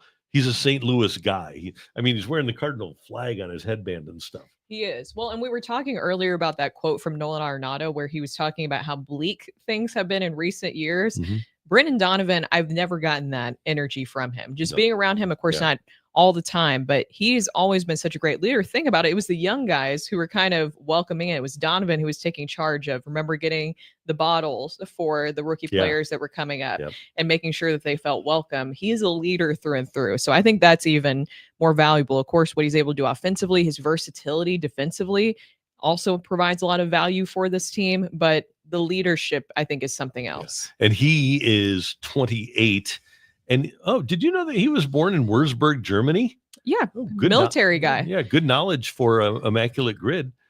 And so he'll be a free agent. He had 3 years of service time coming into 25. So he'll be a free agent after, at 25, 26, 27. So he'll be a free agent after 27. So that's, you don't know how much longer at the age of 28 that he'll be around with Weatherholt on the horizon. Yeah. Let's Turn 2 says, my point is Gorman was considered the replacement for Arenado at third base. If we give up on Gorman, Sajaci can play there too. No. So more of a question, can Sajaci play there at third? Has he played at third? Yeah, I would assume so. In talking to people in the Cardinal system, they're concerned about his arm playing over there, but he can play third. Who would you think would be the best option defensively at third? Say that Sajaci is here. Sajaci Nolan is here. Arenado's gone, theoretically. Donovan. And then you move Sajaci to second. I think that Sajaci Or Weatherholt. Weatherholt is another exciting one. Yeah. So Weatherholt, I think, could play third too. Can he? Yeah. So I'm excited to see Weatherholt in the future. I think that's another. I saw somebody on the chat, I think it was Mason Windu, say that Cardinals fans are just hungry for some sort of superstar to emerge. And we were kind of discussing that with Chip, with VS2 eventually maybe being that guy. And we've had that discussion of Mason Wynn being the face of the franchise.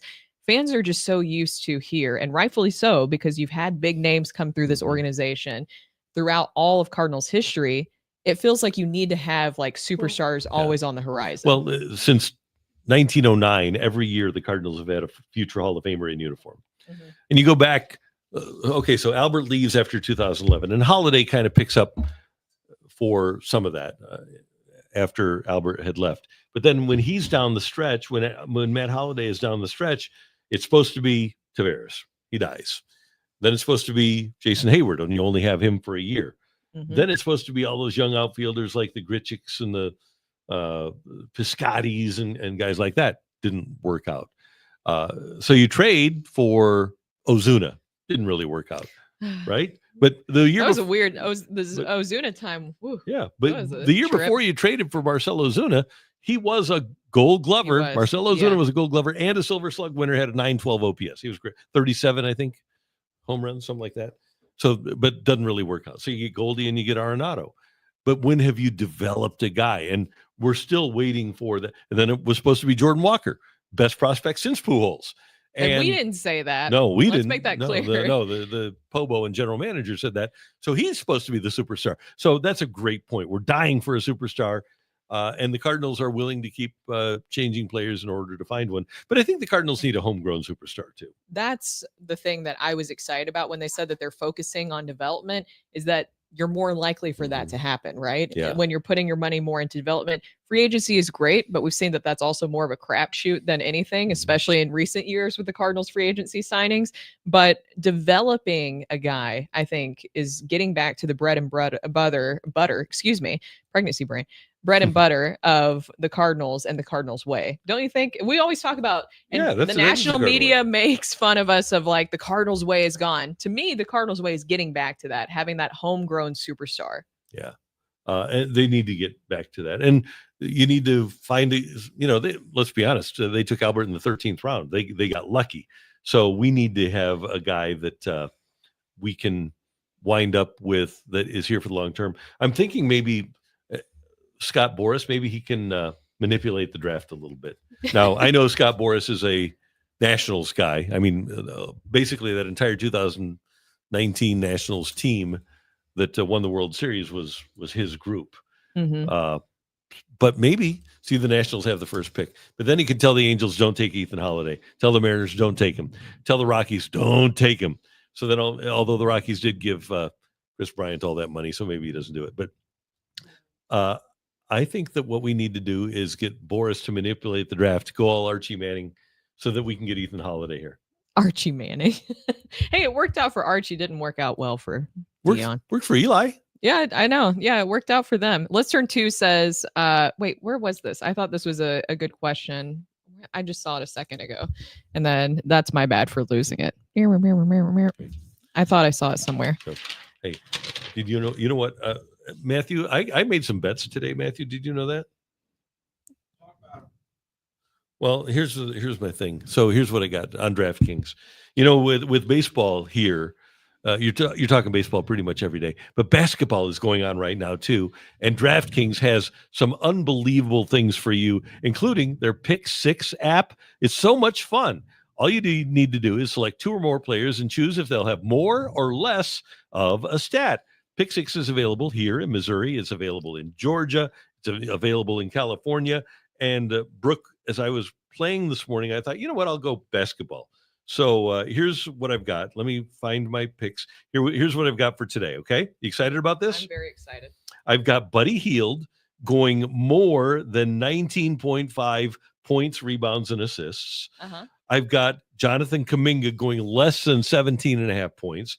And I've got Jason Tatum going more than 27.5 points.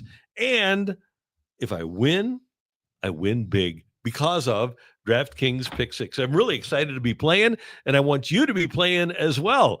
Cash in your knowledge of sports. New players get $50 back in Pick 6 credits instantly on just a $5 entry.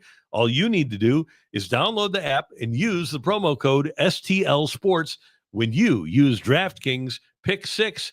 The crown is yours. Gambling problem? Call 1-800-GAMBLER. Help is available for problem gambling. Call 888-789-7777 or visit ccpg.org in Connecticut. Must be 18 and over. Age and eligibility restrictions vary by jurisdiction. Pick 6 not available everywhere, including New York and Ontario. Void where prohibited. 1 per new customer. Bonus awarded as non-withdrawable Pick 6 credits that expire in 14 days. Limited time offer. See terms at pick6.draftkings.com/promos.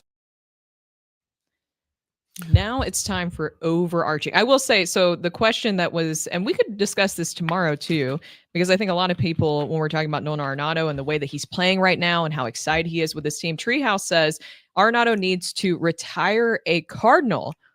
Could he just stay with the Cardinals? So I believe that if Nolan Arenado is a Cardinal on August 1st, that he will end his career as a member of the Cardinals. I don't think he has how many more years left? 2 years left after this year, 26 and 27. And he's 35, 34? 34. I think he just turned 30 or turns 34. No, turns 35. Right? Mm-hmm. I think so. I'm double checking right now. Bulletin apparently. 34. He's 34. So I don't think that a team, regardless of how he performs, I don't think a team will take on a guy at that age, especially with the probability of a lockout coming up. I don't think somebody will take on somebody at that age with that contract. Yeah. So I think that the Cardinals, for better or worse, will be stuck with him for the rest of his career. I mean, or do you kind of do like with Paul Goldschmidt? Look at how things turned around for Paul Goldschmidt this season. Mm-hmm. Bat might have helped. The torpedo bat. He is using one of those, but right. But he's only making $12.5 million too. Yeah. So would he just feel more comfortable staying with the Cardinals? And he's happy. I think that could be a big part of it. Yeah. And I just don't think that there's going to be another team out there that will be in the market. I think somebody will feel like, if I'm another team, I'll feel like, okay, I can get a better bang for my buck with somebody younger for a whole lot less money. He does have, future Hall of Famer. He is. That's all exciting stuff to have on your team. I think that's better for the Cardinals than it is for somebody else. The only team that I think that it would be better for, and I don't think that he'd want to do it, would be the Rockies. Oh God, no. Because I don't think he would want to go back to the Rockies. I don't think he would, but I think the Rockies would be smart to want him back because of what we talked about earlier in the show. They need some goodwill. They need to have a player, and I think he's at least a guy, right? You say, okay, everybody loves him. They still love him in Colorado, and I think that he would pacify some fans. He wouldn't help them win, but I think that from their not from his perspective, but from their perspective, I don't even know if they'd want to pay him, but I think he would benefit their franchise. Okay, so now for overarching, we do have some breaking news. Bulletin, apparently official. So breaking news, Michael Jordan will be joining the NBA on NBC and Peacock as a special contributor for the network. Matthew, what is your reaction? First initial reaction for everybody hearing this news. Cool. Another person who unequivocally hates modern basketball gets to now talk about the greatest parts of modern basketball, probably with an extremely negative bent. If he comes on and is super positive, it would be the greatest decision the NBA has ever made. If he comes on and he's effusive, if he's like Pete Rose would be on the old baseball shows where it's just like, I just want to talk about how amazing watching good athletes play my sport is, then this will be the greatest PR move by the NBA in the last 5 years. But that's not what's going to happen. What intrigues me is Michael Jordan being a contributor for a game that features LeBron James. So what do we do at halftime? LeBron, it doesn't matter what LeBron does. Please make him interview try to do some halftime interview with LeBron. Yeah, because they don't talk.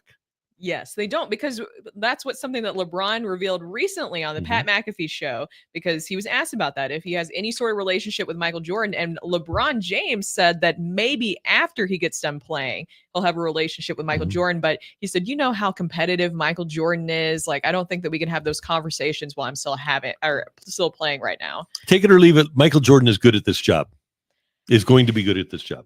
I'm leaving it. What to think? Because he's not known for being a big personality. He's not known for that. No. He is known for being a big personality in one thing: being a hater.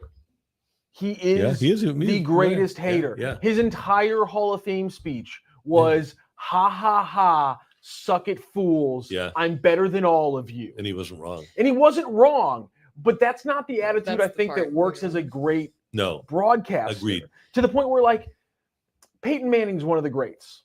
But if you listen to his Monday night shows, I swear to God, every third game he mentions that he set the record for interceptions by a rookie. There's a self-deprecating manner you need as a broadcaster that Michael Jordan doesn't have. It doesn't exist in his body, I don't think. Where he can criticize himself. Or just laugh at himself even. Maybe we could see a different side of him. Saying. If I'm wrong, it will be huge for the NBA. Do you think he will be better or worse than Tom Brady this past season? I hate being too critical of I think any the comp would be broadcaster. Joe Montana, and Joe Montana was awful as an analyst, a studio analyst. I think it's hard to compare studio analyst to game analyst. Yeah, and I would be interested to see what exactly. So we have some people disagreeing with you in the chat, though, Rockio. So Number One Blues fan says, MJ, the only thing that could bring me back to NBA, this could be Ben said, MJ is going to be drinking his tequila on set. I'm sure that will be a big part of it. McGill Design says, tell us how you really feel, Matthew. And then Treehouse says, we need some old school real talk.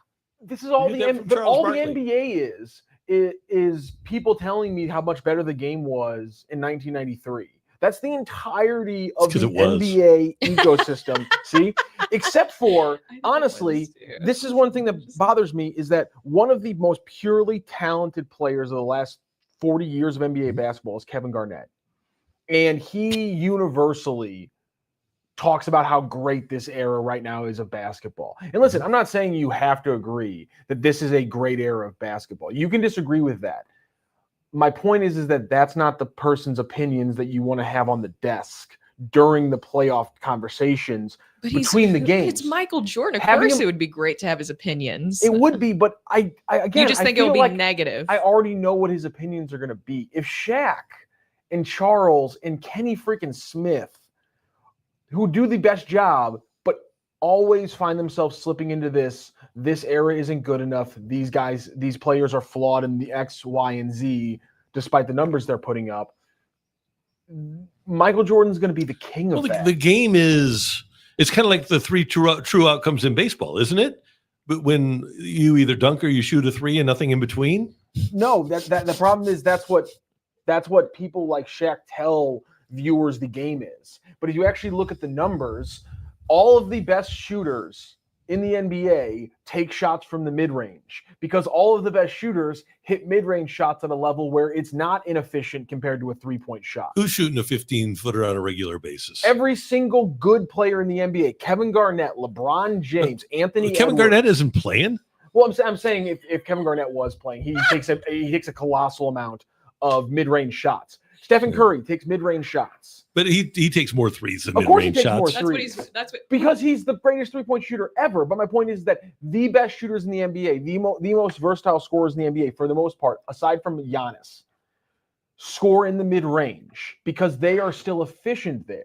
I'll give you Butler, but if you look around the league, at the Stephs, at the Clays, at the Edwards, at the Tatums, at the Jaylen Browns, those guys are shooting threes all the time. A lot of threes. So this is something I want to ignite this fire even more because I just want to get Randy's thoughts on this and get Rockio's reaction. So there's a lot of people when you're talking about old school versus new school basketball, okay, in the NBA that like to put it on a specific player that ruined or changed this new era of the NBA. Are you a guy that because of the threes, Steph Curry changed the game, LeBron? Like who is it that you believe that changed the game into maybe not as fun to watch as we saw in the past? See, and I'm not saying it's not fun to watch. I'm just saying that it's different. But I'm not saying it's not different.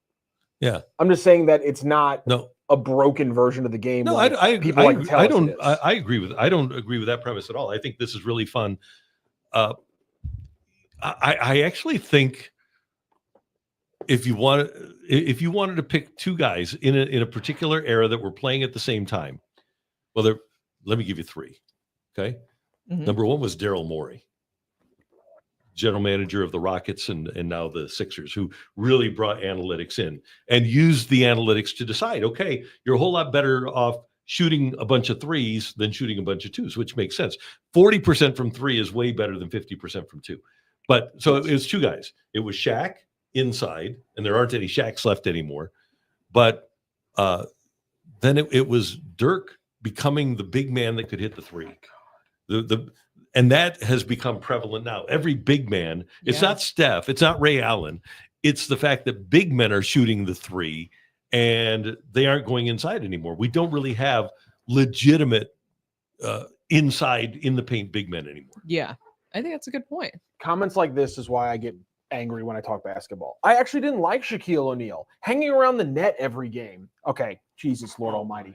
Okay, first of all, large difference between George Mikan and Shaquille O'Neal. Get that out of the way right now. Shaq in Orlando is one of the greatest physical specimens that has ever been seen, not only in basketball, but in sports history. Shaq was 7'3", ripping down boards, running coast to coast, and doing things that Giannis is doing now, but Giannis is doing it at 7 foot, completely cut, like 80 pounds less. He was running like a gazelle in Orlando. Just saying he was camping out under the net and just focusing on his domination with the Lakers, which, by the way, is 4 of the most dominating years in NBA history, and just saying he was just hanging around at the net every game. Is that what Will was doing? Is that what Kareem was doing? Get the hell out of here. No, that's the thing with Shaq was he might not have been the best player. If you wanted to have the argument between Shaq and Tim Duncan was more fundamentally sound than Shaq. The big fundamental. Right, but Shaq was more dominant. Yeah, and I'm sure the next thing is And going why to be shouldn't Shaq didn't have a post game. If Shaq's hanging around under the net, who was going to stop him? Who did stop him? Nobody did. So why shouldn't he have been? Hack a Shaq. Okay, yeah, the guy couldn't hit free throws. That they won a lot of the games when they hack a Shaq. Well, and you still needed to do hack a Shaq. The other team needed 3 centers. That too. Oh man. Or just number one Blues fan, Allen Iverson, ISO ball ruin NBA. I'm sorry. Did Dominique Wilkins never take a guy one-on-one to go in for the dunk? Was Hershey Hawkins doing this all just off alley-oops and backdoor cuts? No one-on-one game? Okay, we can say that, but who plays like Allen Iverson? Who, since Allen Iverson, has played like Allen Iverson? There isn't anybody. And Allen Iverson was a one of a kind player. So that didn't ruin the league because nobody's been able to successfully replicate what AI did. Also, all everyone tells me is that how great the era of Michael Jordan and Kobe Bryant was. It was awesome. I feel like those guys had a lot of 1v1 ISO ball moments. Kobe's mantra after Shaq leaves for the next 15 years of his career is give me the ball and get the F out of the way. Yep. Like that is the definition of ISO ball. Well, and you know what? That's That's what Larry Bird's coaches told him to do. They also told bad. everybody, hey, you just get out of the way and get the ball to Larry. And so, yeah, that happened a lot. And Casey Jones, there's a great video where it was, hey, just, get the ball into the hands of Larry and get the hell out of the way. Hey, did you know that when the Cardinals play the Reds tonight, Brooke, the Cardinals play not the Reds, the Phillies tonight at 5:45, and after the game, Yes. you can listen to great reaction and see great reaction right here on Sports Hub STL. There it is. Yeah. That's a little Angry Bird that's got 8 wins in a row. And before and after every Cardinal game, we've got Cards Hub 365. We're talking Cardinal ball here today. Are we going to have a 1 o'clock show today, Matthew? I think we are. 1 o'clock pregame, and then after the game, hop on Sports Hub STL and check out what we have going on Cards Hub 365. It is spectacular every single day and night. Ooh, exciting. Who's on it today? Sorry, I put you on the spot. You did. I wish you guys could I'm gonna see go- like Randy just look directly over at Rocky. I don't know. Maybe. We like to keep it. I'm going to go with Ooh, we can guess. So B-Shave probably. yeah, and he's on tomorrow. He's on this tomorrow. show. Yes. I'll go. Oh my B God. Shafe. And Was I right? You're half right. Okay. Stephen Caray. No. Damn it. Joe. Joe. No. Think closer to a Cardinals broadcast. Oh, Mike Claiborne. Mike Claiborne and Brendan Schaefer at 1 p.m. Oh, today. no, but who's tonight then? Oh, tonight. My apologies. Sorry. Well, we could do both. Wait. Stephen Caray. I was gonna go wrong. Sarah Daly. There you go. And Brendan?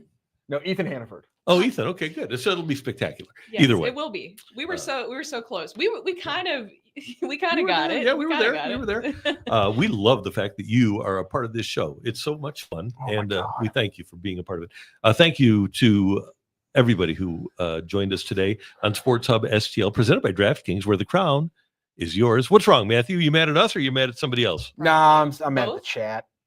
Oh, he's mad at the chat. Number one Blues fans telling me trying to tell me that the triangle made Kobe and Shaq. It just like, yes, the triangle is a beautiful thing.